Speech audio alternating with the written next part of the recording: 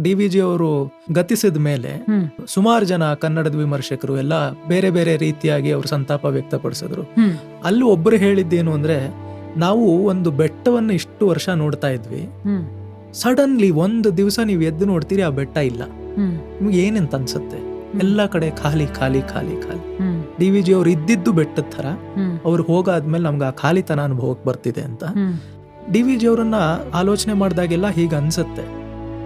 ದೇವರೆಂಬುದದೇನು ಕಗ್ಗತ್ತಲ ಗವಿಯೇ, ನಾವರಿಯಲಾದ ಎಲ್ಲದರೊಟ್ಟು ಹೆಸರೇ, ಕಾವನೊರ್ವನಿರಲ್ಕೆ ಜಗದ ಕಥೆ ಏಕಿಂತು, ಸಾವು ಹುಟ್ಟುಗಳೇನು ಮಂಕುತಿಮ್ಮ.